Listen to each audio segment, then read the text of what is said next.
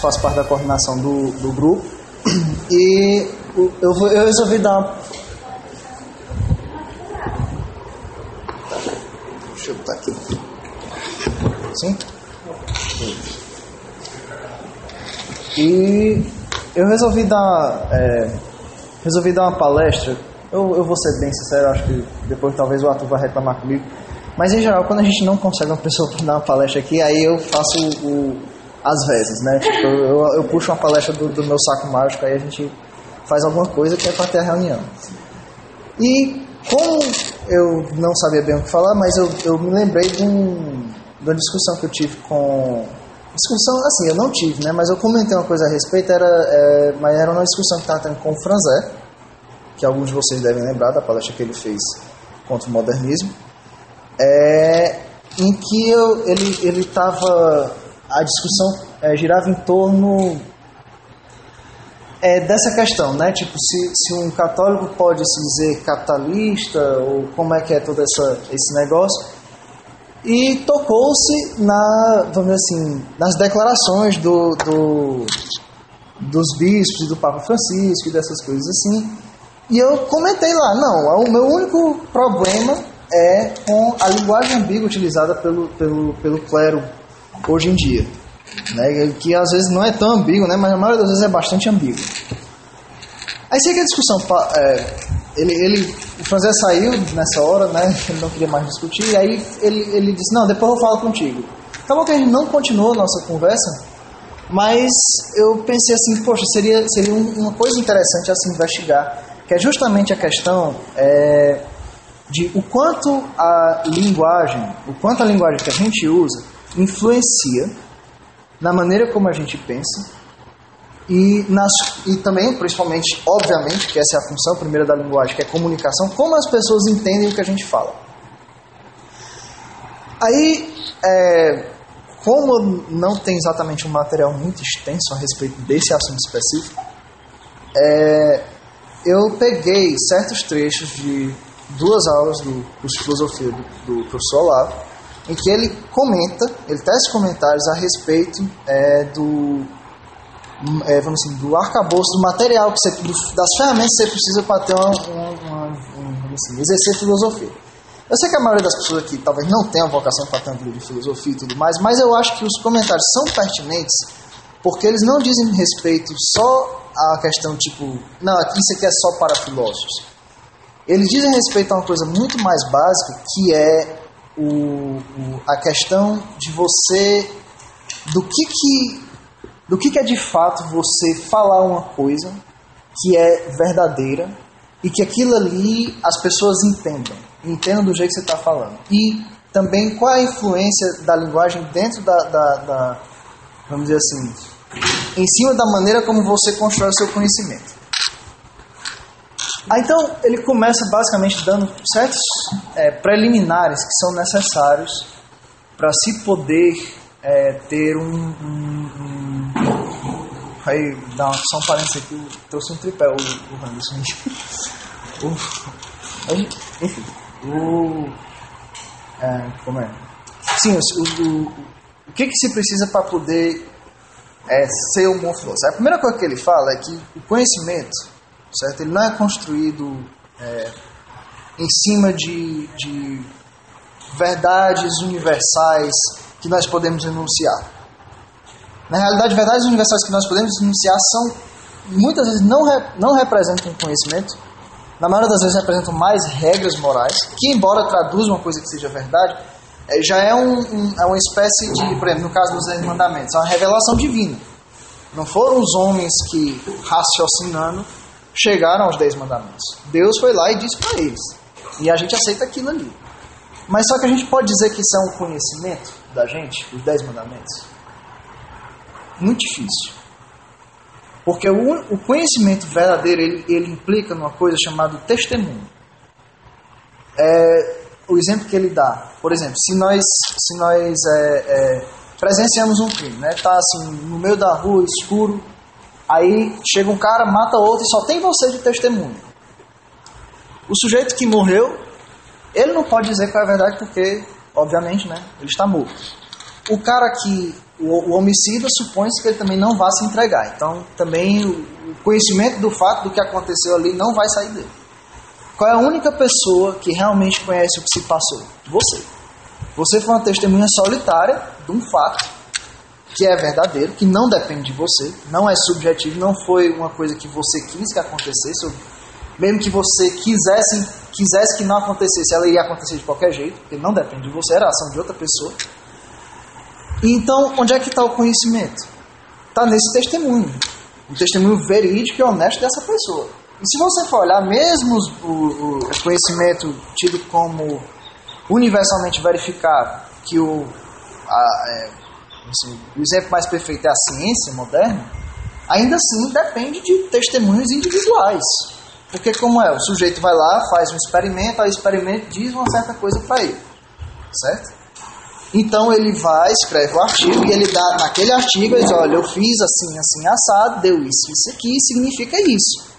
Ou seja, você pelo menos espera-se, né, que nem isso você pode esperar muito hoje em dia, que a pessoa que fez o experimento está sendo honesta no relato dele do que ele fez e dos resultados. Mas de qualquer forma, supondo que ele realmente foi honesto, aí ele publica o artigo. As pessoas que leem esse artigo, elas conhecem mesmo? Elas só conhecem por relato de terceiros. Foi uma pessoa que fez e disse para ela, olha, eu fiz assim e deu isso, entendeu? Agora, se você quer saber se é assim mesmo, você que tem que ir lá no seu laboratório e repetir o experimento e para ver se ele dá o mesmo resultado. Tanto que isso é utilizado como critério, né, na comunidade científica, que você tem que outra pessoa que faça o mesmo experimento seguindo a sua metodologia, ele tem que chegar à mesma conclusão que você. Senão, ou faz-se mais pesquisas, ou então um dos dois tem que estar certo. Então o conhecimento ele começa com isso, com um testemunho fidedigno. Eu presencio um fato real, mesmo assim, não importa qual é a ordem dele, seja um assassinato, ou um experimento científico, ou então uma conversa, qualquer coisa. Você presencia as coisas acontecendo e você mais tarde você diz assim, não, eu vi isso, eu sei que foi assim. Eu sei que as coisas são assim, eu tenho certeza, assim, você não precisa necessariamente ter certeza de todos os aspectos que envolvem algum fato real, né? Tipo, por exemplo, você não precisa ter certeza que o cara que matou o outro sujeito é de fato um homicídio, entendeu? Ou então ele fez isso injustamente. Você não precisa necessariamente ter certeza disso, mas uma coisa você tem certeza, que foi ele que matou o outro cara, entendeu? Começa com isso aí. O problema vem agora, né? Tipo, já tem um certo problema com isso aí, porque nem sempre nós damos um testemunho fidedigno do que nós vimos.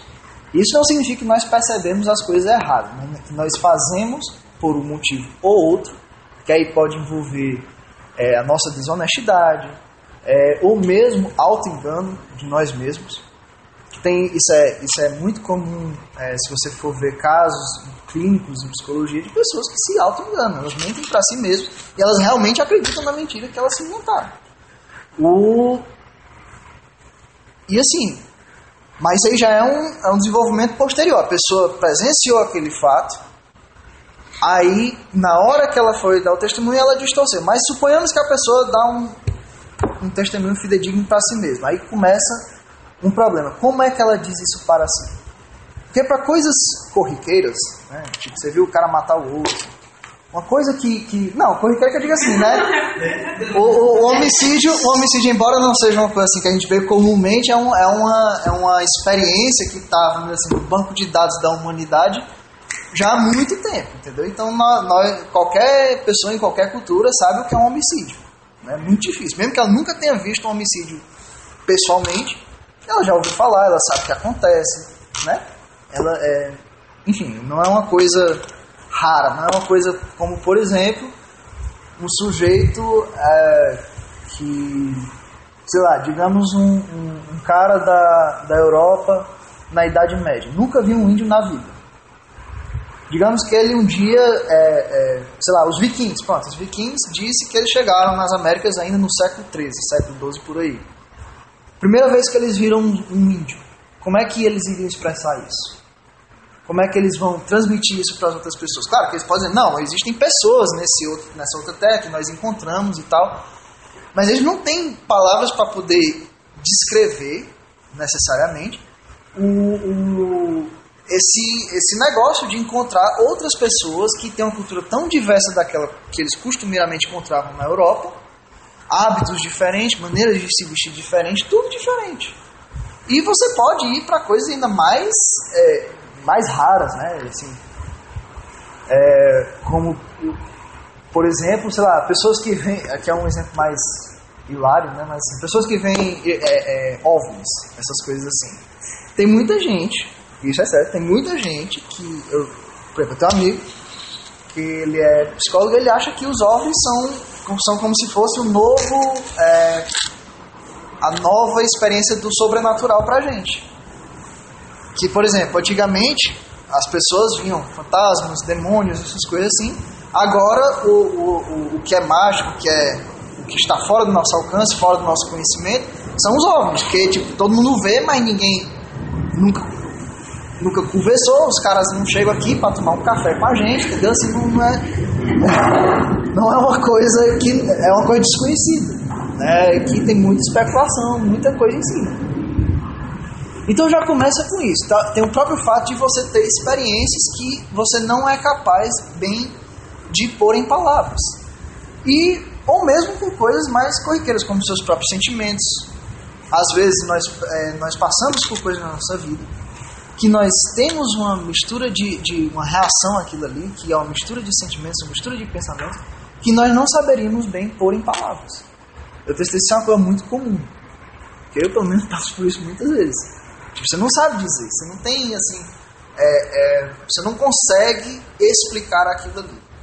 Às vezes não é nem que você não tem palavras, você simplesmente não consegue pôr aquilo com as palavras que você conhece. Então, a linguagem, o domínio da linguagem é uma coisa essencial para você conseguir traduzir as suas experiências de modo que as pessoas a compreendam, elas entendam o que você quer dizer. Mas isso não é tudo, certo? Porque você pode saber uma língua e nem por isso você consegue dizer. E mesmo que você saiba dizer, mesmo que você diga alguma coisa, nem sempre o que você diz, as pessoas entendem como o que você quis dizer. Elas entendem com um sentido diverso, certo? Aí por que isso acontece? Porque ainda assim você não usou as palavras que você queria mesmo, e você acabou recorrendo vamos dizer assim, ou a frases feitas, ou a linguagem mais corriqueira que você mais usa. Um exemplo disso que pelo menos eu acho que né? Por exemplo, quando você vai conversar com um católico que se diz comunista, certo? Ele diz, não, mas é porque eu quero, assim, eu sou a favor, eu acho que tem-se que ter mais caridade, entendeu? Dar dinheiro para os pobres e todo esse negócio e tudo aquilo ali. E ele fala aquilo ali como se o comunismo de fato fosse ser a respeito disso. Tudo bem que aí tem a questão de que ele não entende, mas só que qual é o problema? Ele associa aquilo que ele está dizendo com essa ideologia. Aí o que é pior ainda? É quando o sujeito não é comunista, o cara não é de esquerda nem nada disso, mas usa essa linguagem. Entendeu? Ele fala assim, não, nós temos, por exemplo, o Papa Francisco ele tem uma linguagem muito assim, de criar uma cultura de aceitação, de harmonia, usando essas palavras que eu estou falando, aceitação, harmonia, que já viraram lugar comum, certo? Foram feitas com o intuito justamente de já nos induzir essa reação de que, ele quer um mundo perfeito, ele quer criar ele também é a favor de nós criarmos um mundo melhor aqui na Terra, entendeu? Que é um raciocínio tipicamente revolucionário, que é anticristão. Tá entendendo? Por isso eu não estou dizendo que o Papa é anticristão de forma alguma. Só estou dizendo que muitas vezes, e eu não sei se isso também é o caso dele, mas muitas vezes as pessoas se utilizam desses termos e dessa linguagem para expressar uma ideia que é boa, porque caridade é bom. Você dar dinheiro para os pobres é bom. Se um empresário ele tem a obrigação moral, se ele tem dinheiro para dar para as pessoas, a caridade exige que ele faça isso. Isso não é ruim. O problema é que as pessoas vamos dizer assim, elas não entendem o real significado de você dizer dar dinheiro aos pobres, cuidar dos pobres. Quando você fala em cuidar dos pobres, as pessoas pensam logo num cara que é contra o sistema, contra essas injustiças capitalistas e contra a exploração do homem pelo homem. Esse tipo de coisa, e não é.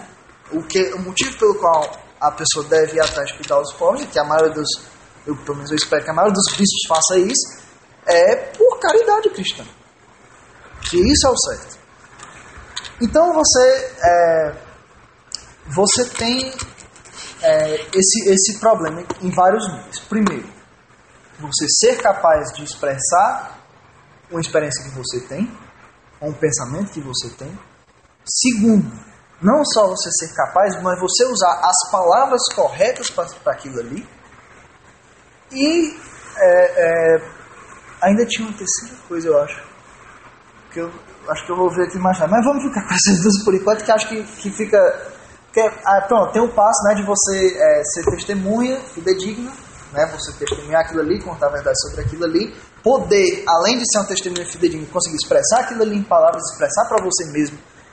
E mais, assim, tem um detalhe, você expressar uma experiência para você mesmo, de modo que você entenda, não significa que você tem palavras para aquilo. Porque na realidade a gente entende as coisas muito mais por analogia e por imagens do que por palavras, né?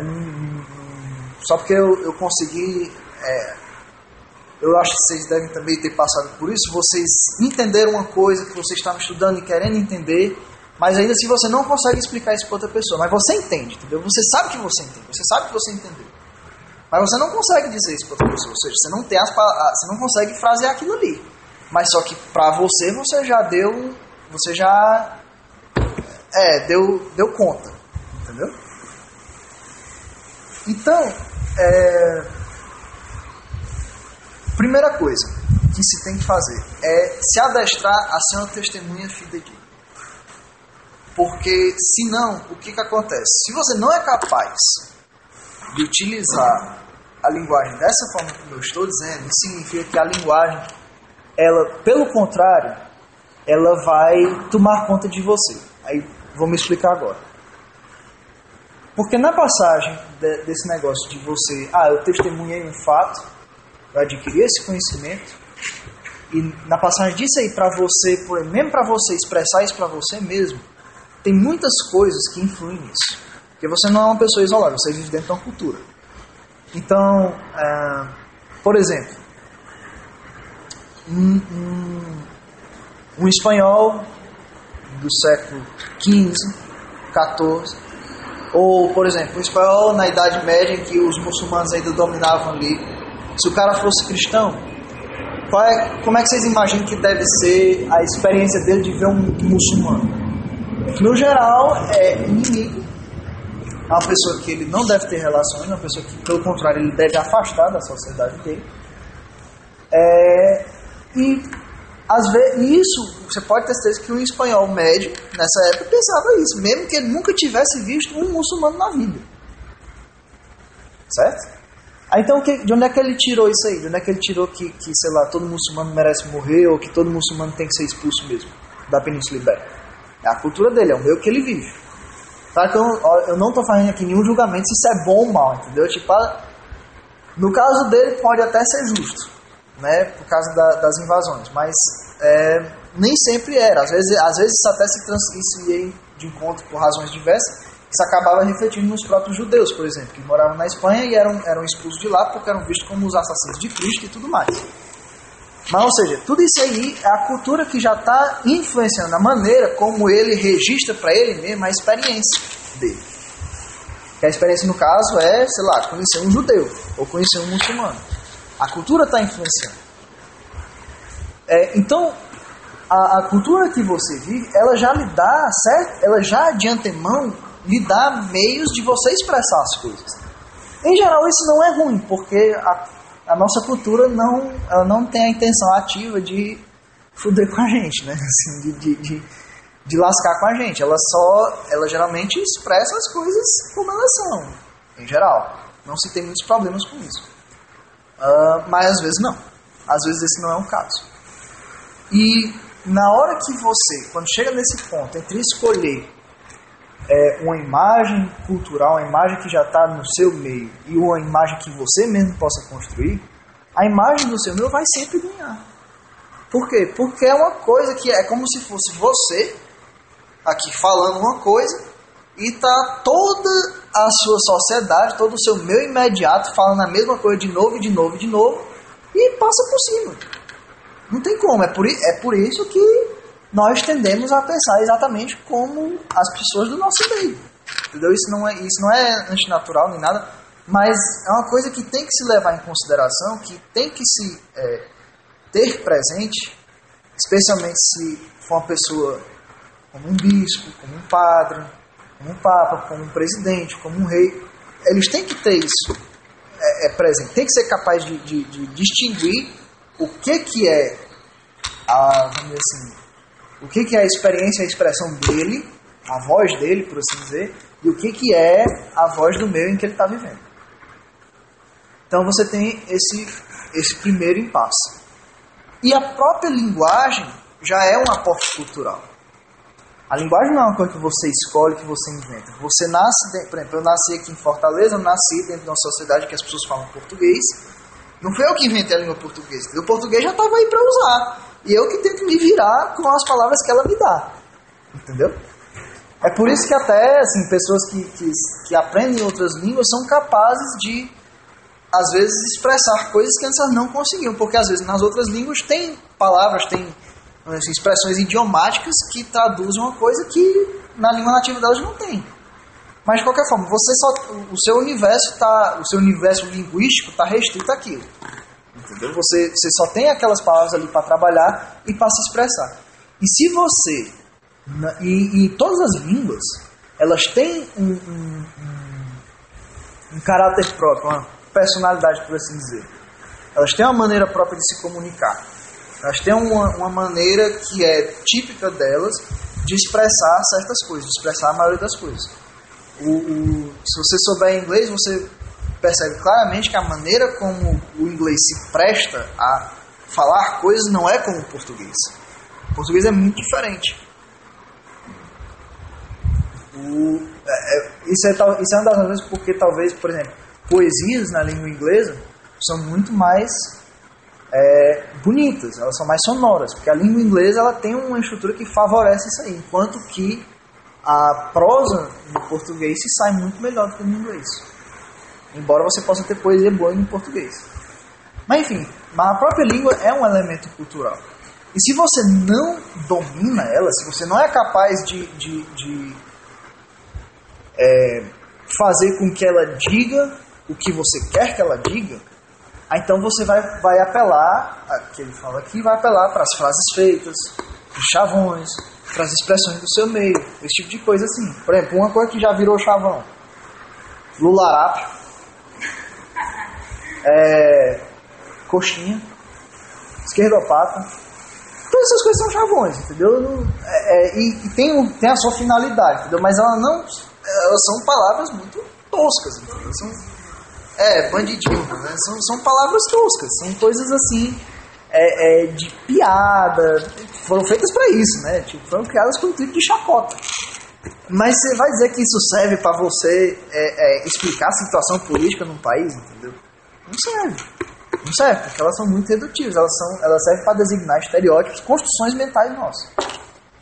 E isso é um exemplo assim, mais besta, né? Tem coisas não tão explícitas, como, por exemplo, se tem um problema para se resolver, qual é a primeira coisa que aparece na cabeça das pessoas? Não, tem que ter políticas públicas para resolver o problema da seca no interior do Ceará, entendeu?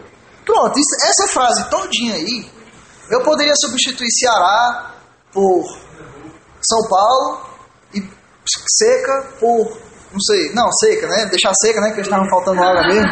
Mas enfim, mas sei lá, banditismo, violência, alguma coisa assim. Eu posso intertrocar esses termos, deixar lá o políticas públicas, eu consigo fazer várias frases que você vai ver em jornais no Brasil. E que as pessoas vão falar. E vai ganhar 10 no Enem. Não, poxa, era uma coisa que eu percebi. Olha, eu não fiz o Enem, mas tipo, fazendo a redação do vestibular, virou a orientação dos cursos de redação no colégio. Era tipo assim, não, se você vai dissertar sobre um problema do país, né, tipo, vai dissertar sobre a seca, sobre a pobreza, sobre a violência, sobre o que quer que seja, você não pode apenas apresentar o problema e criticar, você tem que dar uma solução. Olha, pronto, isso aí do ponto de vista assim, de honestidade da pessoa, é uma das maiores besteiras que existem. Primeiro, por que a pessoa tem que ter a obrigação de apresentar uma solução para aquele problema, né? Os caras esperam que um bando de moleque de 17 anos consiga dar uma solução, entendeu? Para o problema da pobreza no Brasil. Então,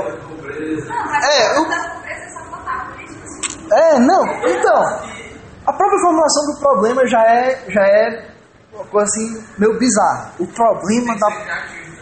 Não. Tem. Não, mas a solução criativa passa apenas por... Não, nós temos que eliminar as diferenças sociais, entendeu? Que é o Brasil, enfim. Mas voltando. Por exemplo, a própria formulação desse negócio, do tema, o problema da pobreza. Como assim o problema da pobreza? Porque se você for parar para pensar, a pobreza advém do fato de que existem pessoas mais ricas e pessoas menos ricas, têm menos dinheiro. Ou nenhum dinheiro mesmo. Ou até devendo dinheiro, né? Dinheiro negativo. Aí daí surge a noção de riqueza e de pobreza, material pelo menos, né? Mas assim, isso é uma coisa que é um problema, porque pela própria natureza da realidade as pessoas vão ser diferentes. Não existe essa igualdade. Sempre vai haver uma pessoa que, em algum aspecto, ela tem mais do que você, mesmo materialmente falando. Então por que é um problema? Mas é porque as pessoas são pobres e vivem em situação muito difícil. Olha, sim e não, entendeu? Não é uma coisa tão simples. Não é porque o sujeito é pobre, entendeu? Que o cara tá lá esfomeado e tá morrendo e não sei o quê. Claro que tem pessoas assim.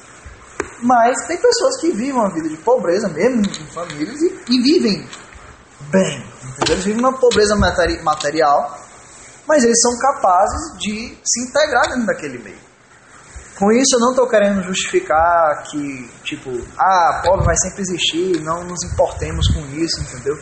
Mas só para tentar entender, tipo, para tentar explicitar como a noção de problema da pobreza já é uma formulação, porque quando você diz assim, problema da pobreza, o problema de alguma coisa, você está supondo que é um problema que tem uma solução, que você pode achar, e que uma vez você acha essa solução, resolveu, entendeu? Você nunca mais tem que voltar para aquilo ali. No próprio discurso, a gente percebe um pouco da ambiguidade na questão da nossa interpretação. Diversas vezes no discurso fala assim, eu falo mas não estou querendo dizer B. Justamente porque o brasileiro, e nós aqui, inclusive, estamos tendenciosos a interpretar. Sim, é exatamente isso. As pessoas aqui no Brasil não conseguem mais ver que quando você fala alguma coisa, quando você escreve um texto, ela não consegue, por exemplo, ela não passa pela cabeça dela que um texto pode ter várias nuances, que ele pode ter vários níveis de interpretação. Eles acham que só tem um, que na maioria das vezes é o nível lógico, né? Tipo, se não tem contradições lógicas, está certo, entendeu? Mas aí também toda a questão da reforma das escolas e da falta de capacidade das pessoas você vai entrar nisso? Pois sim, eu não ia entrar especificamente nisso aí, mas tipo, o próprio fato de que essas reformas foram feitas vai entrar na razão principal pela qual nós temos esse problema no Brasil.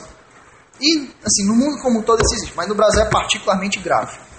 Que é o seguinte, basicamente... droga.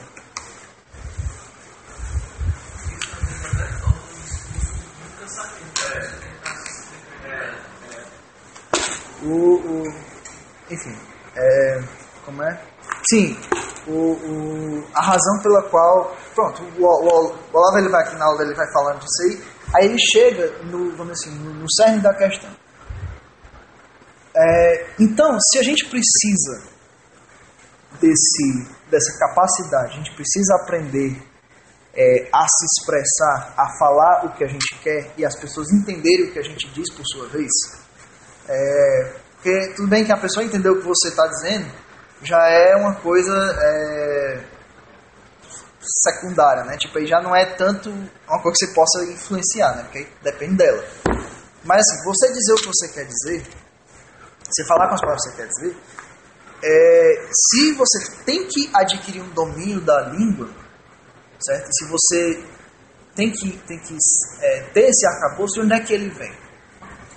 Aí ele diz, ó, se você vive num meio culturalmente rico... Só um instante, deu problema aí, foi? Porque eu ficava fazendo uma partida. Ah, é? Nem parte da parte que já foi embora, mas enfim. Mas tá gravando aqui, então não tem problema não. Tá gravando? Tá. Tá gravando. Deixa eu tirar as notificações aqui, que é pra eu ter certeza que ele está gravando. Ok. Não, sim, claro. Mas assim, se você vive num meio culturalmente rico, por exemplo, sei lá, França no século XIX, Inglaterra no século XIX, ou mesmo a Rússia, que tem todos aqueles poetas, escritores, porque o que um poeta e um escritor fazem é justamente isso. Eles pegam essas experiências, essas coisas assim, e transformam aquilo ali em palavras. Como, por exemplo, se você pegar a Madame Bovary do Gustave Flaubert, certo? Que era uma personagem de uma mulherzinha medíocre, sem graça que não tinha nenhum atrativo, mas ela achava que merecia ter uma aventura assim, romântica, maravilhosa, né? E acaba, acho que eu não sei, eu nunca li o livro, mas eu só vi tipo resumo, trai o marido com, acho que é daí que surge aquela história, né? Trai o marido com leiteiro, com carteiro, com esse tipo de coisa assim. Né? Mas eu nunca li o livro, então não vou falar nada de certeza não. Mas enfim, é uma mulherzinha que é medíocre e tal, mas quer ter aventuras amorosas incríveis. E certamente, isso aí traduzia pessoas reais da sociedade francesa, da época dele, que eram desse jeito. Ou se você pega no Charles Dickens.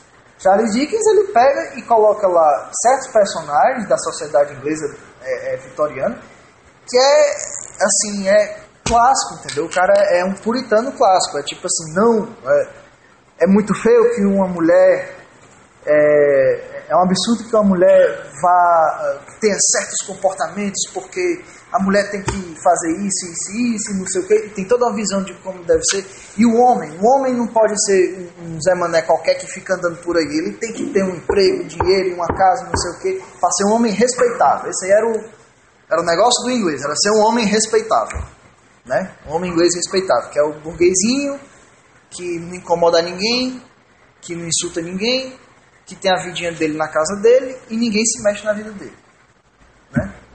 Ou então, outro personagem que tem no livro, que é o Tempos Difíceis, que é o do pai que acha, da pessoa cientificista, que acha que conhecimento mesmo é só de fatos científicos e materiais e comprováveis.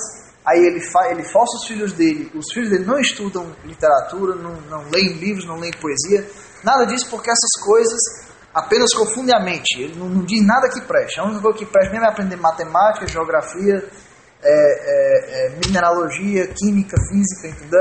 São as únicas coisas que ele tem que estudar. E os filhos crescem nesse ambiente, são incapazes de lidar com as pessoas e de lidar com os próprios sentimentos. Aí o resultado é que o filho vira um desonesto, fugitivo da lei, e a filha entra em depressão e só consegue sair daquilo ali na hora que conhece uma pessoa que dá vamos dizer assim, dá esse aporte de sentimentalismo para ela. E é inclusive a partir desse que ela consegue resgatar o pai, digamos assim, né? É um livro que apresenta todo esse drama. Então, mas esses personagens traduziam pessoas reais. Ou então, um outro exemplo é o Raskolnikov, do Crime e Castigo, que é um estudantezinho, ferrado, pobre, medíocre, também não tem nenhum talento especial, mas ele acha que é uma pessoa muito talentosa, que é uma pessoa que merece ser ouvida, que tem que ser ouvida. Aí vai e comete um ato de violência, né? Mata uma pessoa lá. Então, Mas certamente, por exemplo, o tipo do estudantezinho medíocre que acha que tem que ser ouvido, eu acho que todos nós conhecemos, né? Assim, nós temos exemplos disso aí à torta e à direita, atualmente, né? Sem nenhuma dificuldade. Pois é. Mas enfim, então os escritores e os poetas, eles é quem fazem esse trabalho. Eles trabalham de pegar essas experiências, esses fatos da realidade e traduzir. E vamos dizer assim, uma maneira de as pessoas poderem expressar aquilo ali. Tá entendendo? Então, as pessoas que estavam nesse meio, elas eram capazes de entender sua sociedade, elas eram capazes de saber, pelo menos melhor, dizer o que elas exatamente queriam dizer. E aqui no Brasil, o que aconteceu? No Brasil, há cerca de 30 anos que não se tem mais literatura, não se produz mais literatura nesse país. Então a gente está completamente defasado. A gente expressa as coisas em termos ou de chavões ou de cultura popular. Que cultura popular, embora seja uma coisa muito interessante, entendeu? Mas cultura popular nunca se viu para ajudar país que fosse. Entendeu? Cultura popular, ela é uma coisa que está ali no substrato da sociedade, que todo mundo faz, mas que vai ficar ali. A sociedade, vamos dizer assim, indo embora ou não até, porque se você chegar na Galícia, em Portugal, que a Galícia é uma região que foi cristianizada no começo da Idade Média, o povo lá é tipicamente cristão, ainda tem gente lá dançando, usando danças célticas, porque havia celtas lá, entendeu? Então, tipo, a cultura popular do celta não desapareceu, mas os celtas estão por aí? Não tem mais celta, entendeu? Tipo, ninguém fala celta mais, entendeu? Ninguém fala o gaélico dos celtas, que eram vários, né? Ainda tem umas pessoas lá na Irlanda e na Escócia que ainda falam o gaélico, mas assim, porque é muito isolado também, mas de qualquer forma, eles não são celtas, eles não são pictos e escotos mais, ou irlandeses daquela época, eles são agora pessoas modernas. Então cultura popular não serve para nada, e ainda mais aqui no Brasil que cultura popular tá virando funk, né? Forró universitário, sertanejo universitário, o que essas coisas têm? Como é que com essas coisas aí a gente vai conseguir expressar alguma coisa que vale a pena? Entendeu? Como é que você assistindo Esquenta, você consegue aprender uma coisa que vale? Entendeu? Nada. Não vai aprender nada. Em 1984, havia umas músicas voltadas para os colegas que eram os versos, não falavam nada, mas eram repetitivos, esfregavam na cabeça. Eles ficavam lá cantando e pronto. Isso era o nosso objetivo. Pronto. É exatamente isso. Então, sem essa literatura, sem esse tipo de coisa, a gente tá meio que no mato sem cachorro. Nós temos que fazer todo esse trabalho. O Olavo fala assim, olha, se você não tá num meio como esse, entendeu? Que você tem literatos, escritores e poetas para poder escrever essas coisas, para poder lidar esse instrumental, nós todos temos que ser aqui Flaubert, Dostoiévski e Cervantes ao mesmo tempo. É possível isso? Não. Claro que não. Ninguém vai conseguir fazer isso. Mas, claro, né? Tem aquelas pessoas que nasceram para isso, entendeu? Que aí elas vão ser um escritor, um grande poeta, sem precisar fazer nada. Ela vai ser porque ela já é mesmo, era para ser aquilo. Mas a maioria, né? Os pobres plebeus como a gente, não. A gente precisa disso aí. A gente precisa ter assim, esse meio, adquirir isso aí. Mas no nosso caso não é apenas uma questão mais de vamos dizer assim, ler a nossa literatura, porque a nossa literatura também está defasada. Ele fala aqui, se você pegar na década de 50, 60, 70, ainda havia escritores aqui no Brasil, e a sociedade dessas décadas não é mais a nossa sociedade. Então os personagens que estão lá naqueles livros já não são mais já não são coisas que existem mais na sociedade brasileira, entendeu? Embora sejam livros muito bons, embora seja uma coisa que tenha que se ler, que é importante que se leia. Mas enfim, o ponto temos que adquirir, para ter esse controle da linguagem, nós temos que adquirir essa cultura. Isso é uma coisa essencial. Se você não tiver isso, se você não... Tirando a hipótese de que você é um novo Cervantes ou um novo Dostoiévski, né? Tirando esse caso bem específico, que você é uma pessoa como a maioria dos outros que precisa alguém lhe dizer, lhe dar essas expressões, então a primeira obrigação de uma pessoa que quer se fazer entender, que quer se expressar e que quer ter uma linguagem clara e que quer conhecer a verdade das coisas é adquirir essa cultura. Em outras palavras, ler literatura mesmo. No nosso caso, literatura brasileira, portuguesa, que é para a gente aprender o português, que até ele fala aqui, ó, você não deve aprender português na escola, entendeu? Indo para as aulas de português. Aprender gramática é uma coisa que você faz já sabendo escrever e falar. Aí você vai lá estudar gramática e você vai só dar nome aos bois, entendeu? Mas você aprende português como? Lendo Machado de Assis, lendo Camões, lendo Aquilino Ribeiro, lendo José Luiz do Rego, lendo Jorge Amado, lendo essas pessoas. É assim que você aprende português. É assim que você vai aprender a falar e a escrever. E também ler uma literatura estrangeira, porque, apesar dos pesares, também a literatura na língua portuguesa, ela tem certas coisas que ela não conseguiu traduzir, embora tenha coisas, ele comenta aqui, que ele acha que até passou em muito nível do que se tem lá fora. Por exemplo, Machado de Assis, pelo menos por lá, estamos para confiar nele, ele acha que não tem uma pessoa que consiga descrever melhor a experiência do auto-engano. Se você for ler Machado de Assis, os personagens de Machado de Assis são todos assim. A maioria, pelo menos, né? Eles são todos... tem muito desse elemento do auto-engano dentro de Machado de Assis, e ele consegue expressar isso muito bem. Mas existem certas coisas que não tem.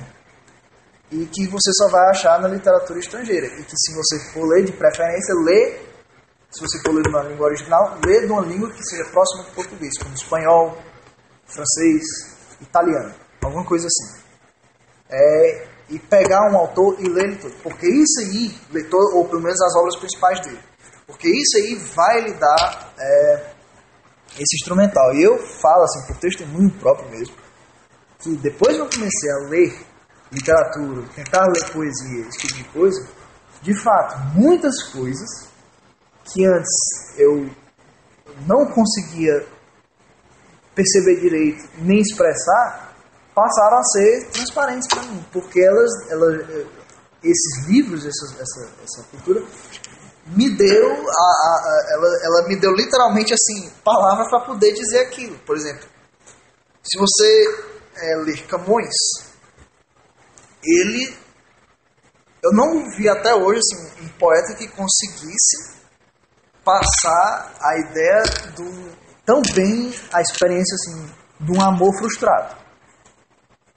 E ele expressa isso muito bem, porque ele, no caso dele, ele se casou com uma mulher na Índia, quando ele estava em campanha lá. Aí eu não sei se ela faleceu. Ela faleceu. Ele voltou para Portugal e nunca mais se casou. Mas os poemas dele a maioria, os sonetos dele são todos em cima disso aí. Em cima do isolamento que ele sente pelo fato de ter perdido a esposa dele. E ele não consegue... se casar de novo não consegue, mas ele se apaixonar e fica remoendo aquilo ali, aí pá, vai escrever o sonetinho dele. Aí pode até escrever para a pessoa que está passando por isso aí, para poder assim, se tocar do que está acontecendo, entendeu? Uma experiência marcou durante a vida dele, né? Sim. É uma experiência que, tipo assim, a pessoa passa por isso aí, às vezes não tem como falar, ou quando fala, o máximo que consegue chegar é no nível do Pablo, entendeu? Aí acho que o Luiz de Camões consegue expressar isso de uma maneira melhorzinha, né? Assim, que quer, entendeu? Exatamente. Se consolida. Se as pessoas lessem mais, ou seja, pelo menos essa experiência seria uma coisa muito transparente para a maioria das pessoas. Elas seriam capazes de expressar aquilo ali, de identificar aquilo ali e de dizer o que está acontecendo. Tá entendendo? Mas enfim, então esse aí é assim, é o primeiro passo, e é uma coisa essencial, porque senão vem todos os problemas de você por não ter isso aí, então você passa a ser controlado pela sua língua, digamos assim, não pela sua língua, mas pelos modos de expressão da sociedade em que você vive. E isso se traduz, às vezes, e às vezes esses modos de expressão nem sempre são com algum intuito maléfico, mas às vezes são. Às vezes são expressões que foram criadas com, vamos dizer assim, com qualquer objetivo em mente, menos o de expressar uma coisa verdadeira. Propaganda, convencimento, retórica, justificativa, N coisas. Nem todas elas ruins, algumas são,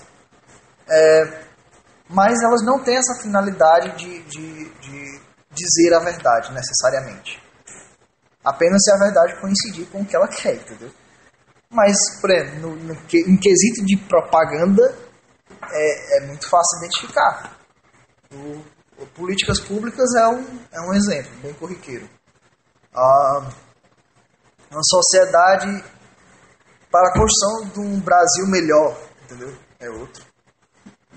Vamos dizer assim, ou então quando teve na época da eleição, né, que botaram aquela propaganda, não, o brasileiro não quer a volta do pesadelo, dos sombras do passado, entendeu? Esse tipo de coisa, que já virou chavão, frase feita, e que tá lá no meio.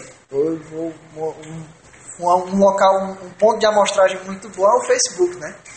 Porque Facebook é uma coisa interessante. Facebook é tipo assim, é um negócio que facilita muito a vida da gente, para várias coisas, mas ele é um negócio que incentiva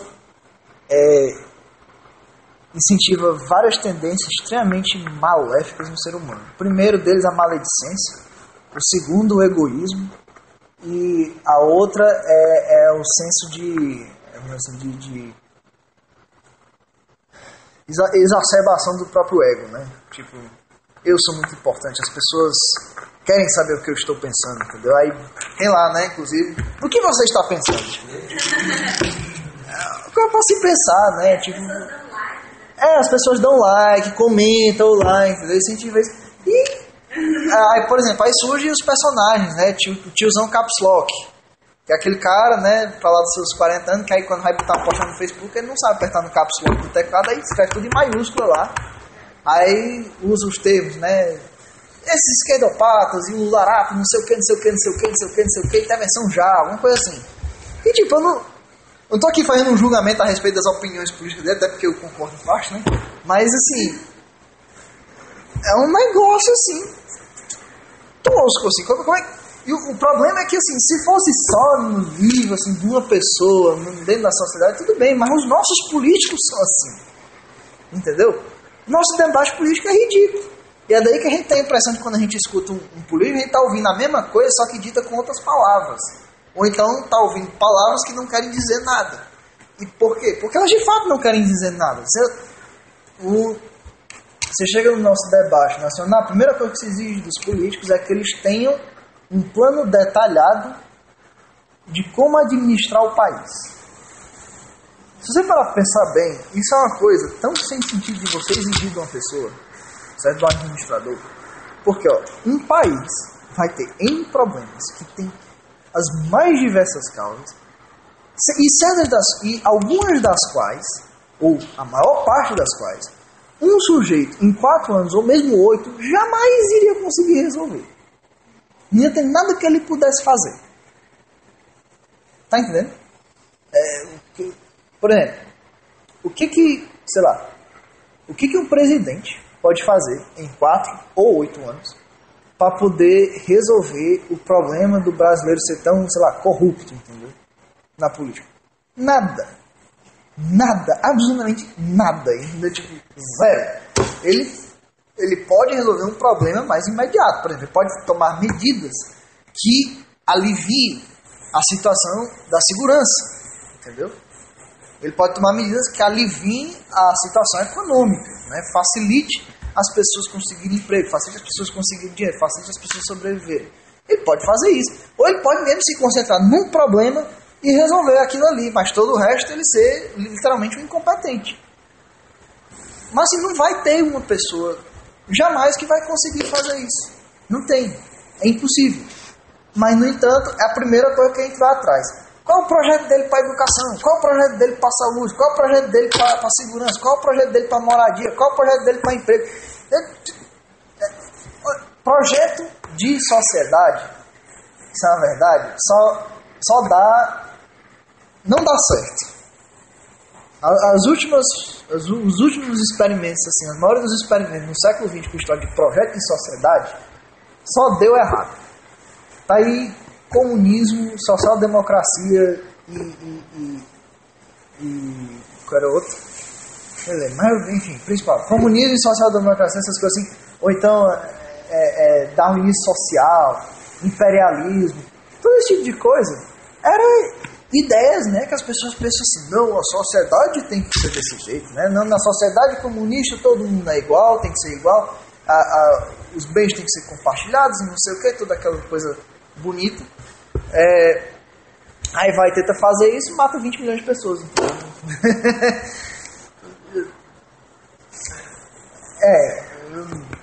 Mais até, enfim. Então, mas só que para convencer as pessoas desse tipo de projeto, cria-se todo um aparato linguístico. Você cria jargões, você cria chavões, você cria expressões, e que as pessoas vão adotando isso aí. Tá entendendo? E isso é só no aspecto da política. Tem também um aspecto... Como é? Que? Privataria tucana, né? Privatização, enfim, privatização já, né? Esse tipo de coisa assim. Então, as pessoas, por causa disso aí, elas estão literalmente cegas à experiência verdadeira delas. Elas não conseguem enxergar como é que a sociedade delas funciona. Elas não têm a menor ideia de como é que as coisas vieram parar na situação em que estão, e também não têm a menor ideia de onde é que elas vão parar. Tá entendendo? Por exemplo, o tiozão do Caps Lock, entendeu? Que acha que é só fazer o impeachment da Dilma, ou sei lá, instalar uma nova ditadura militar. Isso vai resolver assim, o problema do Brasil? Pode até que resolva, né? Tipo, ninguém sabe, mas assim, muito improvável. Porque o problema é que o Brasil não se resume a um partido político e é um modo de governo. Se resume às pessoas terem uma atitude perante a vida que eu acho que, pelo menos eu acho que está em descompasso com a maneira que nós nos governamos. Entendeu? Porque o brasileiro, ele é uma pessoa tipicamente bem assim, familiaresca, né? Ele é ajudar os meus amigos e o inferno para os meus inimigos. Ajudar a minha família. Todo esse negócio.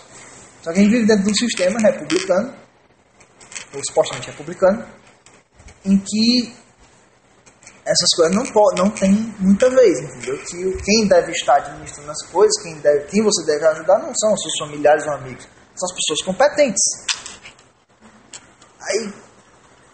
Mas isso vai impedir das pessoas praticarem nepotismo? Claro que não. Aí você cria, né, essa situação, tem muito nepotismo, tem muita corrupção. Enfim, o ponto é que tudo isso aí, pelo fato da linguagem, do próprio nível da linguagem do brasileiro e do mundo como um todo mesmo, já está no nível baixo, em que ele não é capaz de expressar aquilo que ele vê como sendo verdade, aí você cria, a confusão está instalada. É a primeira coisa que acontece. Porque se você tem ambiguidade na linguagem, você fala aqui um negócio, você não tem a menor ideia do que o cara lá está entendendo. Porque ele pode entender o que você quis dizer, e tem pelo menos umas 3 coisas diferentes que ele também pode ter entendido. Como, por exemplo, no caso do próprio Papa Francisco, que fala do amor à pobreza e tudo mais, aí você, sei lá, se você for um católico ortodoxo, você entende assim, não, nós temos que praticar caridade. Se você for o teólogo da libertação, você está entendendo assim, olha, está vendo? Ele é contra as injustiças capitalistas e temos que fazer o socialismo e todo aquele negócio. Isso só porque o Papa Francisco usou uma linguagem que é ambígua. Só por isso.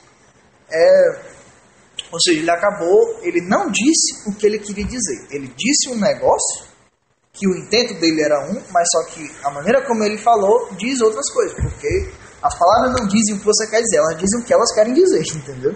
Elas têm o significado delas, que isso aí é que é transmitido para as pessoas. E o significado da palavra é mais do que até o significado nominal dela. Tem um significado psicológico, qual é o efeito, qual é a coisa que aparece na sua cabeça quando você escuta uma certa palavra, né? Todo esse tipo de coisa. E tem vários outros exemplos. Você vê lá nos Estados Unidos agora, que o negócio é o Black Lives Matter, né? Vidas negras importam. O que as pessoas querem dizer com esse negócio assim? Se você pegar o significado literal da palavra, é que as vidas de pessoas negras importam. Isso é verdade? É. Mas por que o cara está falando aquilo ali? Ele está falando aquilo ali porque ele acha que a estrutura da sociedade dele é inerentemente racista e que tem-se que ter uma intervenção governamental para poder acabar com o racismo nos Estados Unidos. E que é um absurdo que em pleno século XX exista racismo nesse país e que um policial mate um negro, entendeu? Hã? Um policial branco, né? Um policial branco mate um negro. Se um policial branco matou um negro é porque ele é racista. Hã? Não, aí ninguém noticia, né? Porque isso aí não é racismo. Mas enfim. Então, quando as pessoas usam isso aí, ela já está botando por trás todo esse significado. Aí chega lá os republicanos, os conservadores em marromeno, e acham que, não, mas all lives matter, né? Tipo, todas as vidas importam, não são só as pretas, e tudo mais. As pretas, né? Racistas. Mas, enfim, as negras, né? As pessoas negras. As brancas também importam, né? As amarelas, vermelhas. Mas enfim. E vai dizer assim, não, ele tem razão no que ele diz, mas na realidade é porque todas elas importam e tudo mais. Olha, se o cara começou com essa discussão, ele já perdeu. Por quê? Porque ele está usando o linguajar do inimigo dele, que fez aquilo ali com um intuito específico de amarrar os inimigos políticos dele, entendeu?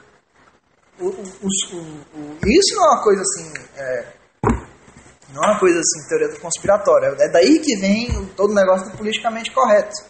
Politicamente correto, inclusive, ironia das ironias, foi criado pelos conservadores americanos para poder amarrar os inimigos democratas dele em armadilhas de palavras, né? Tipo, fulano fala muito palavrão, ele é muito grosseiro na maneira como ele fala. Né, todo esse tipo de coisa assim, para poder ganharem votos e serem eleitos. Aí, posteriormente, depois que a esquerda conseguiu o monopólio das boas intenções, né, que agora você ser conservador lá é porque você é racista, odeia pessoas marrons, homofóbico, né, fascista, né, todo esse tipo, machista, o machismo, todo esse negócio assim. Aí então os caras pegam os homofóbicos, fascistas, machistas, né, que odeiam pessoas marrons, aceitam essas premissas e vão lá e dizem não, nós temos que usar uma linguagem que não ofenda as pessoas, porque senão as pessoas não vão votar na gente. Resultado, perdem todas as eleições. E agora finalmente aparece um sujeito que não está nem aí para nada disso, que é o Donald Trump, aí tá roubando os votos tudinho. Ou seja, isso aí para mim é um exemplo que mostra perfeitamente como essas coisas, não só elas são maléficas, como elas têm que ser combatidas expressamente. Tem que alguém chegar lá e usar, tipo assim, dizer com as palavras mesmo. Dizer o que ele quer dizer e não ficar se escondendo atrás de figuras de linguagem, de palavras que têm 3 interpretações diferentes, entendeu? Mas você acha que o Donald Trump tem a leitura de poesias e poemas intelectual? Aí eu não sei, mas nos Estados Unidos eles têm uma diferença muito grande em relação a gente. Que mesmo atualmente, mesmo se você for para um colégio público lá todo fodido, o foco da educação não é nas ciências humanas ou naturais. Não é em história, ou geografia, ou física ou matemática. Eles aprendem isso aí, mas é bem básico mesmo. O foco é em literatura e acho que é história americana. É literatura e história americana. Esse é o foco deles. Mas principalmente literatura. Você tem que ser capaz de escrever bem, de ler um texto e saber interpretar. Tanto que o americano médio, isso é uma coisa que é fácil de constatar, o americano médio, ele lê esses livros. Ele tem conhecimento da literatura dele. Mesmo que ele não goste, que ele acha besteira, mas ele leu. Entendeu? Ele leu porque ele diz, porque eu tive que ler, porque no colégio eles fazem a gente ler esses livros, entendeu? Aí eles leram Edgar Allan Poe, leram Faulkner, leram Dickens, entendeu? Leram essas pessoas todas, leram até Shakespeare, né? Não todos, mas pelo menos os principais. Por exemplo, aquela coisa bem clássica, né, de besteirão americano. Os menininhos da 8ª série fazem lá uma peça que é Romeu e Julieta, entendeu? Esse tipo de coisa. Isso tem mesmo lá, entendeu? Não é mentira aquilo ali, realmente tem. As pessoas entram dentro de grupos de teatro, mesmo dentro da faculdade, eles entram dentro de grupos de teatro para ensinar peças de Shakespeare, né? As clássicas, Macbeth, Romeu e Julieta, Hamlet, pelo menos essas 3. Então, pelo menos essas 3 aí, o sujeito sabe. Tá entendendo? Aqui no Brasil, o que a gente tem? Ou então bota a gente para ler Frei Beto, né? Hã? Ei, Érico Veríssimo tem que ler. Sinto muito, mas tem que ler. Érico, você deve estar pensando no Fernando Veríssimo, não? Que Érico Veríssimo é o pai dele, que escreveu o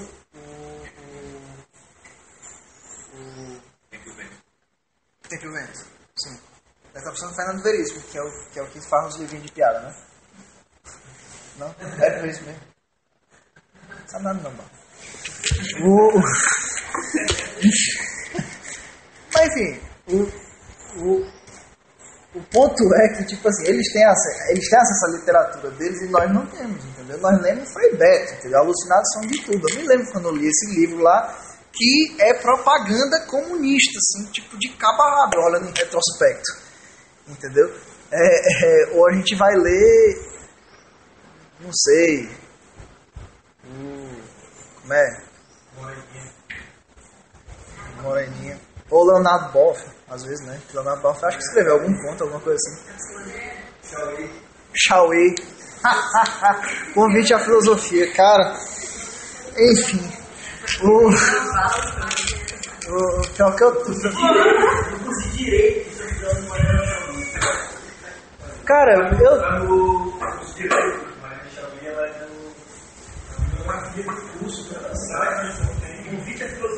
Sério? Convite à filosofia? Cara, se fosse ao menos uma história da filosofia dela, que ela tem uma história da filosofia em 4 volumes, entendeu? Se fosse ao menos isso aí, que eu acho que deve ter uma historiografiazinha mais legal, então, mas convite à filosofia. Mas beleza. Mas beleza. Mas aí então o Donald Trump, ele pode não ser uma pessoa muito culta, né?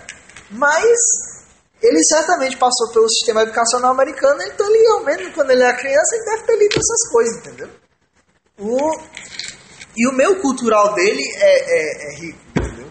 Ainda é rico. Ele viveu numa época que ainda havia um meio cultural rico nos Estados Unidos, que ele já é velho, né? Ele se formou há 40 anos atrás, entendeu? E há 40 anos atrás, né, era bom.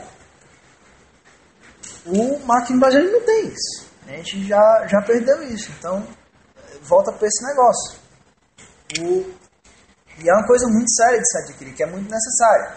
Que, olha, se mesmo nos Estados Unidos, que ainda tem um ambiente intelectual saudável, mesmo na Europa, que ainda tem um ambiente intelectual saudável, o Japão não sei não, porque sociedades orientais são outro bicho. É outro negócio lá. Isso aí você tem que fazer um estudo adequado. Mas assim, pelo menos nas sociedades ocidentais, tá se perdendo isso. E as pessoas não são capazes mais, assim, elas não têm mais honestidade. Elas acham que são honestas, mas a própria linguagem delas, os próprios meios que elas se usam para se comunicar, induzem elas ao auto-engano. Entendeu? Mesmo. assim, mesmo. Como, por exemplo, a pessoa que eu vi, e isso eu conheço pessoas assim, lá nos Estados Unidos, que elas são negras, foram criadas em família de classe média, criadas numa vida boa, mas acham que a vida toda foram vítimas do racismo mais horrível do mundo. Assim, aí, vamos fazer aqui um experimento. Sujeito desse, você quer mesmo comparar com os negros que viviam na década de 40 ou 50 lá nos Estados Unidos, que eram caçados pela Ku Klux Klan e matavam um cara a porradas, enterravam ele enrolado em arame farpado. Você acha que realmente se compara uma pessoa que teve que viver isso aí com um sujeito que, na pior das hipóteses, olharam torto para ele, entendeu? Não se compara, de jeito nenhum. Então, assim, ou seja, criou-se aí um elemento de auto-engano. A pessoa acha que sofre muito racismo, que vive numa sociedade racista, mas não é verdade, de jeito nenhum. É surpresa que essa pessoa fica dodói depois que entra na faculdade? Não. E que ela fica doida, que ela depois tem que ir para um analista e tomar remédio? Não, nenhuma surpresa, porque ela está o tempo todo se convencendo ativamente numa coisa que a experiência dela nega.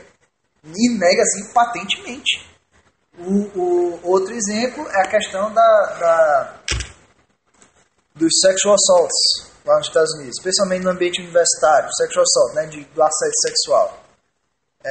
Que tem, em média, acho que 2 a cada 5 mulheres sofrerão assédio sexual nos 4 anos que elas estão na faculdade.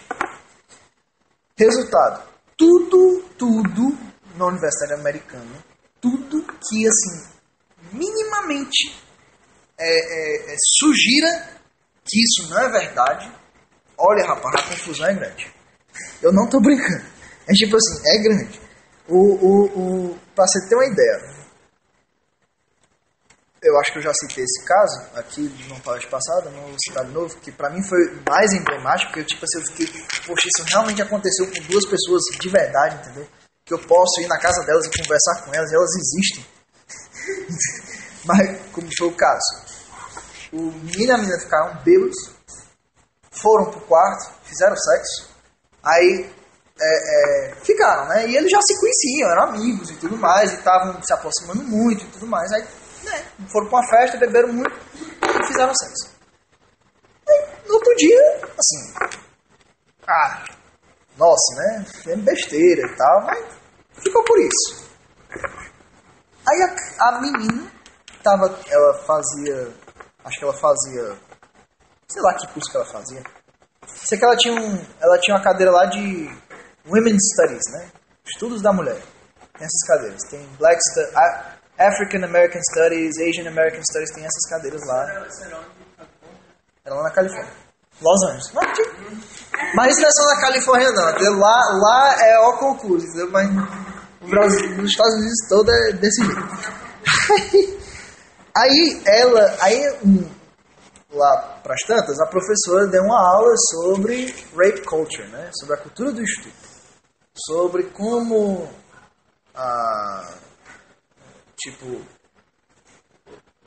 se o homem que bebe da mulher para poder fazer sexo com ela, tá cometendo estupro e tal, a gente faz estar e tudo mais. Mas assim, se você tá numa festa, aí você vê que a menina tá bebendo, aí faz sexo com ela, entendeu? Aí tá um negócio meio esquisito, porque tipo, você também tá meio bêbado, mas só que você tem um pouquinho mais de presença de mente que ela.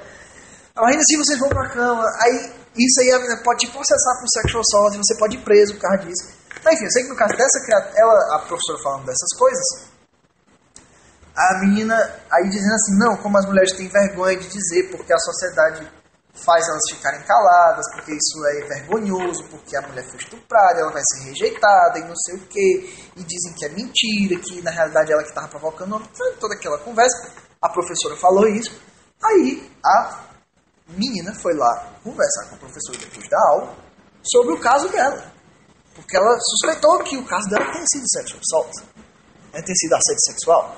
Aí foi lá, não, que nós ficamos bêbados e tal, fizemos sexo. Aí o que a maravilhosa da professora diz? Lá no processo de cima desse cara, que ele cometeu assédio sexual em você. Aí a menina foi lá e pá, denunciou lá pro... Isso 6 meses depois, viu? Só quero dizer. Eles fizeram sexo uma noite, aí 6 meses depois, certo? Acho que teve um retardo aí nela reconhecer que foi um estupro. Mas enfim. Ela pegou e denunciou isso para os assuntos estudantis da universidade. A universidade iniciou um processo investigativo, chamaram a polícia. Aí a polícia, certo? Foi lá investigar o caso. E, de acordo com a lei americana, que já é bastante pendente para o lado da mulher, nesses casos, de acordo com a lei americana, não teve estupro, não teve assédio sexual. Por quê? Porque os dois estavam encher a caveira, entendeu? Então, nenhum dos dois tinha condição de dar consentimento. E se nenhum dos dois tinha condição de dar consentimento, foi só idiotice, entendeu? Mas, assim, não teve assédio de ninguém. Aí, beleza. Essa foi a conclusão da polícia. Só que os assuntos estudantis da universidade não aceitou. Aí, eles fizeram uma investigação administrativa, por conta própria, concluíram que o cara, mesmo apesar dele estar bêbado, ele deveria ter tido a presença de mente e saber que eles dois estavam muito bêbados, entendeu? E que eles não deveriam ter ido para a cama. Aí o que fizeram? Expulsaram, colocaram lá no histórico dele que ele cometeu assédio sexual, e isso é uma coisa que fica no histórico permanente. Ou seja, se você for para outra universidade aplicar, a universidade vai puxar lá teu histórico, vai ter lá, você cometeu assédio. As universidades nem vão atrás de saber como foi. Rejeita. Entendeu? Não aceita. Isso ele estava fazendo medicina. Aí a menina largou a faculdade porque estava em depressão e estava morando em casa, tomando remédio, sendo tratado. E o cara também estava em depressão em casa porque toda universidade que ele aplicava rejeitava ele, porque ele tinha lá que ele cometeu assédio sexual. Aí ele estava movendo um processo contra a universidade. Aí assim, poxa, o cara ter que ir para um psicólogo não é surpresa, entendeu? Porque, obviamente, ele passou por uma experiência um pouco traumática. Mas, assim, a menina também ter que ir para um psicólogo, para mim, eu acho, assim, emblemático, entendeu? Por quê? Porque ela fez uma coisa que ela deve saber, com toda a certeza do mundo, que não é verdade. Que ela mentiu, que ela deu testemunho falso e que fudeu a vida do amigo dela. Por nada. Por causa de uma aula de um professor feminista. E tudo isso por quê? Assim, eu não vou dizer que é por causa da linguagem, mas tipo assim, a própria linguagem, a própria maneira de se expressar das pessoas teve um componente nisso aí. Porque as pessoas se enganaram com as próprias coisas que elas dizem. Porque para elas aquilo ali é a realidade delas. Lá no tempo que eu passei lá, o pessoal que costumava frequentar boates, essas coisas, né? Eles falavam que é costume que o homem que chega pra trás do meu, você compra saquinho, essas coisas e tal. Lá era a mulher que tinha que chegar no homem. Eu não entendi isso, que estranho, né? Depois foi que eu fui saber que os homens têm medo de chegar nas mulheres e isso ser considerado assédio sexual. Mas E isso mudou o jeito em todas as boates dos Estados Unidos. Geralmente a mulher vem no cara, entendeu? Você vê isso no Brasil. O Brasil está em legislação faz um tempo já. E para quem faz humanas, realmente vê os traços do que está acontecendo dentro do convívio da universidade. Isso realmente E as mulheres lá, elas, tipo assim, pelo que me contaram, né? Elas, digamos assim, elas são muito, entre aspas, ousadas, entendeu? Elas não é tipo assim, elas chegam, elas vão fazer um carinho, vai embora, não. Acontece coisas muito pesadas dentro do negócio, o cara fica meio. Ainda não sei se ela tem alguma coisa comigo, entendeu? Porque o cara fica paranoico mesmo. tá? Entendeu?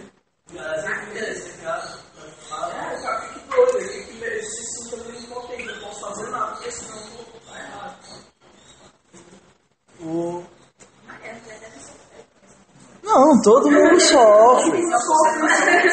Todo mundo sofre. Não, olha, por exemplo, outro exemplo bem corriqueiro, lá, também dos Estados Unidos, mas que tem aqui também em certa medida. Essa história de que se você for branco, você chama uma pessoa de negro. Entendeu? Você é racista, tem que dizer African American. Mas entre os negros, né, é todo niga, né? Niga pra lá, niga pra cá, entendeu? Tem um vídeo, né? Niga, mas assim, porra, você quer uma coisa mais ridícula que isso, entendeu? Não, se a sua cor de pele for branca, é porque você é racista, mas se você for negro, é porque você é amigão, entendeu? É porque isso é cultural também, porque antigamente isso Não. não falava liga. Não, os racistas chamavam os negros de Negroes e de nigger, entendeu? O nigger já é o idiomático da maneira de falar dos negros, entendeu? Apropriação, que é outro negócio, né? Apropriação cultural. Enfim, todo esse negócio vem, em última instância, tem uma grande parcela de assim, uma coisa que influencia muito isso é justamente a linguagem. Aí você compara essa situação maluca que a gente vive hoje com, por exemplo, se você for ler os diálogos socráticos, alguns dos diálogos no Banquete. Eu não lembro se é no Banquete, mas tem um dos diálogos que Sócrates pergunta para as pessoas o que é justiça. Aí o cara responde para ele que justiça é ajudar os amigos e ferrar os inimigos, entendeu? É tipo assim, ó, você dizer, obviamente o cara tem uma noção totalmente deturpada de justiça, entendeu? Mas ele não tem vergonha de dizer isso. Ele diz com todas as palavras o que ele pensa, entendeu? Por quê? Porque ele confia nas pessoas que estão ali à volta dele. Agora, claro, a gente não tem como saber se na sociedade grega tinha isso, porque ele não tem uma construção histórica. Mas, pelo menos ali, né, supondo que seja como Platão descreve, é uma situação bem diferente. E mesmo, por exemplo, na Idade Média, apesar de ter muito, por exemplo, principalmente entre a nobreza, tem muitas intrigas palacianas, esse tipo de coisa assim, as pessoas também não dispensavam, entendeu? Elas falavam o que elas queriam dizer, entendeu? Na apologia de Sócrates, né? Pronto. Ou seja, aí, hoje em dia, se vocês perguntam para uma pessoa o que é justiça, o sujeito que na mesa aí dos amigos fala um negócio desse, assim, né? Ele vai ser muito mais alvo de chacota, provavelmente, do que de qualquer coisa. Mas, assim, se você chegar numa mesa de bar e expressar uma opinião de que, por exemplo, não tem que haver políticas afirmativas ou cotas para negros por causa disso der todas as suas razões, a primeira coisa que a pessoa vai gritar para você é seu racista, entendeu? Alguma coisa assim. O pessoal não está mais conseguindo diferenciar o homossexual normal e o ativista gay. As pessoas normalmente, quando a gente fala contra o movimento gay, elas fazem essa confusão. Elas pensam que a gente está falando contra os homossexuais. Exato. Que somos homofóbicos. Então, na verdade, eu já teve até um grupo que eu saí de amigos meus, que quando a gente chegava nesse ponto, eu explicava eu dava para eles minha opinião para me encontrar no movimento gay, e eles realmente não entendiam, eles esperavam homofóbicos, não sei o quê. Eu explicava, inclusive já disse que eu tenho um amigo nesse meu grupo, mas não tem jeito. Porque o fato de você dizer alguma coisa que seja contra os gays, independente do que seja que você estiver falando. Exatamente. Mas isso não é proposital, porque, por exemplo, eles pegam, porque, por exemplo, tem gays discriminados, tem, isso existe, entendeu? Eles pegam essa parcela, fazem o que eles quiserem, e quando alguém ataca, eles dizem que você está atacando essa parcela, que 1% verdadeiro, você está atacando ele, você está atacando 99% falso. E eles não entendem que nem os próprios homossexuais, a maioria deles, eu já vi inúmeros vídeos homossexuais dizendo que o movimento gay não os representa. Isso aí é um claro exemplo do que o Olavo chama raciocínio metonímico. Ele toma parte pelo todo. Ou seja, a pessoa... Olha, isso é uma coisa clássica. Clássica. Não é só com isso não, mas com qualquer coisa aqui no Brasil. Por fato de eu ter que ficar falando aquele negócio, não, mas eu não quero dizer isso, eu quero dizer isso aqui, né? É justamente isso, porque você fala um negócio, as pessoas só entendem no nível de uma declaração lógica de validade universal. Elas não entendem como uma afirmação de caráter verossímil ou provável que se aplica a um certo número de casos. Elas não conseguem entender isso. E isso é justamente porque elas cresceram num ambiente que não as ensinou a expressar e dar um testemunho fidedigno das experiências delas para elas mesmas. Entendeu? E elas não têm como expressar isso. Aí o que elas vão recorrer? Aos chavões. Elas vão recorrer às frases feitas. Elas vão recorrer à opinião do grupo dela. Tá entendendo? Elas vão recorrer a todas as coisas que a sociedade em torno dela vai dar para ela. Tá entendendo? E que, nem sempre é ruim. Mas, nesses casos, entendeu? É ruim, bloqueia, impede que ela veja a realidade dos fatos. Como, por exemplo, aconteceu... Acho que eu postei... Qual foi um negócio que, inclusive, o João Paulo que comentou lá? Que a pessoa que tem um medo irracional de armas, entendeu? É o primeiro sinal de covardia. Entendeu? Aí eu falava lá. Aí ele disse, não, mas e se a pessoa realmente tiver medo porque experiência traumática, alguma coisa do tipo, entendeu? Ele tá falando de todas as pessoas que não... E a pessoa simplesmente não gosta de armas. Aí eu disse, bom, se a pessoa simplesmente não gosta de armas, obviamente que isso não se aplica a ela, entendeu? Ou se a pessoa passou por uma experiência traumática que envolve armas, alguma coisa assim, obviamente que também não se aplica a ela. Se aplica às pessoas que não sabem de nada, apenas associam armas com coisas mais horríveis do mundo e eu tenho que gritar aqui, entendeu? Para poder acabar com isso na minha sociedade. Aí tem uma reação histérica, entendeu? Tem uma reação extremamente exagerada a uma coisa que é como a pessoa começar a gritar, esbravejar que a gente tem que banir enxadas, porque as pessoas estão usando enxadas para se matar, entendeu? Tipo, porra, certo, enxada, né? Nossa... Ou das facas, né? Que as das facas já chegou na Inglaterra, já chegou no nível que os médicos criaram um movimento de médicos ingleses contra esfaqueamentos. Que aí o que eles querem banir? Lâminas de mais de 30 centímetros na rua, que as pessoas não podem carregar lâminas de maiores de 30 centímetros, e o objetivo último é impedir que se carregue lâminas. Eu fico pensando, pô, o sujeito chega lá na loja, no shopping, entendeu? Aí vai comprar... Não, um faqueiro, entendeu? Com um conjunto de facas pra cozinha dele, entendeu? Aí pega lá a bichona, aquela bichona assim de cortar osso de porco, entendeu? Aquela faca de pão ou cutelo. Pega aquele negócio lá, aí ele vai ter que ter uma permissão lá da polícia, entendeu? De Scotland Yard, pra poder transitar a faca do shopping pra casa dele, entendeu? E ele tem que guardar as facas de tal modo que as lâminas não fiquem expostas. E quando lavar, tem que enxugar para imediatamente inserir no faqueiro, porque se o policial chegar lá, a sua faca estiver no escorredor, entendeu? Você vai ser multado ou preso, entendeu? Pronto. Lá sabe que todo um movimento de pessoal começar a usar taco no beisebol, porque não tem mais o que fazer, não pode faca, não pode arma, não pode nada. Cara, olha, eu vi um outdoor muito legal. Um desses grupos pró-armas lá dos Estados Unidos, eles botaram assim um outdoor bem grande. Caim matou Abel com a pedra, entendeu?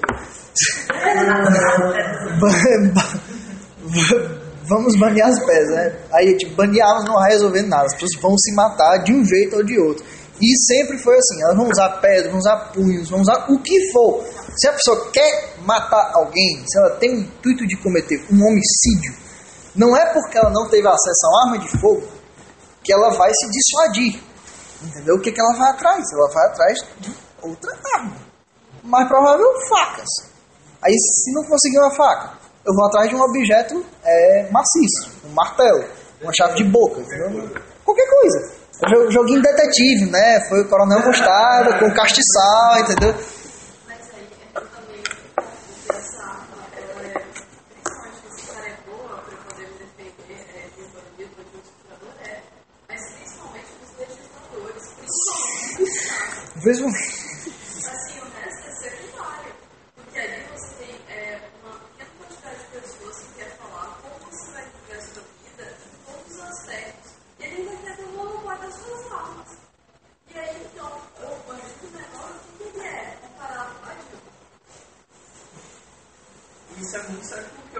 recentemente, acho que foi ontem, teve um decreto dando ao ministro da Defesa poderes completos sobre as Forças Armadas. Entendeu? Então, se por exemplo a Bolívia decidir invadir o Brasil, ele pode dizer, o exército não vai fazer nada. Não, mas a gente já tá tergiversando aqui, mas assim, antes era presidente, né? O presidente fazia isso, a presidente é a comandante suprema das Forças Armadas. Não, foi o seguinte, o decreto foi o seguinte, antes era para a prerrogativa dos comandantes das Forças Armadas nomear os oficiais, subalternos, todos os outros tenentes. Certo. Essa prerrogativa saiu do comandante das Forças Armadas e foi para o certo. Então, qualquer momento ele vai dizer, você não é mais comandante da Força Armada, você do MST é o general. Você da CUT é o general e você do MST Exato. é o general. Pronto, ok. Aí isso aí é um problema mesmo. Isso aí é um problema muito sério. Mas, 14 dias, temos 14 dias. não, Esse aí é o decreto. é decreto-lei. Vamos ver se vai poder cair do Congresso. Mas enfim. Mas então, já que falta só 15 minutos, eu vou encerrar aqui. Então, pronto. O resumo da nossa situação é justamente esse. A gente vive num mundo em que nós temos nosso meio nos dá uma linguagem que é inadequada para nos expressarmos. E isso acaba influenciando, sim, na maneira como a gente percebe as coisas. Entendeu? Na própria maneira como a gente é capaz de expressar as coisas. E eu espero que com o que eu tenha falado, eu tenha ilustrado perfeitamente com os exemplos que nós temos, como se não houver um esforço das pessoas de adquirir os meios de se expressar bem, isso é uma coisa muito séria mesmo, uma coisa que importa. Não é só dizer de qualquer forma, mas dizer exatamente o que você quer dizer. Porque isso é a primeira condição, a condição essencial, para que se possa ter um debate, para que se possa ter um diálogo, para que se possa entender, para que se possa ir para algum canto. Porque se a gente ficar trocando figuras de linguagem, frases feitas, a gente vai só estar mais inserido na confusão do mundo e não vai mudar nada, entendeu? Pode mudar o sistema político, pode mudar os governantes, pode mudar o que você quiser. Mas não vai alterar o estado das coisas. E a única maneira a maneira principal de você conseguir isso aí, que são as recomendações que ele dá aqui, né, que é para o estudo filosófico, leia literatura, qualquer que seja. Com sempre, claro, o cuidado de, primeiro, preferência à literatura em português, para você, no nosso caso, a preferência à literatura em português, para a gente aprender a falar português, que é a nossa língua mãe, a língua que a gente usa principalmente. E se for ler coisas em outras línguas, como o inglês, tomar um cuidado para que a gente não transponha os modos de expressão típicos da língua inglesa para dentro do português, que não dá certo. Entendeu? Isso realmente não dá certo. Dá problemas não só problemas gramaticais, mas problemas assim, de expressão mesmo das coisas, entendeu? Isso é importante. É por isso que a principal da educação não é necessariamente você adquirir conhecimento de certos fatos da ordem das ciências, né, de sociologia, ou de filosofia, ou de história, de geografia, de física, química, qualquer uma dessas coisas, mas sim literatura, poesia. Essas coisas que vão nos dar os meios da gente se expressar, os meios da gente reconhecer as mais diversas experiências humanas. E acho que tá por aqui, né? Tá bom? Só 10 minutinhos. Só isso mesmo.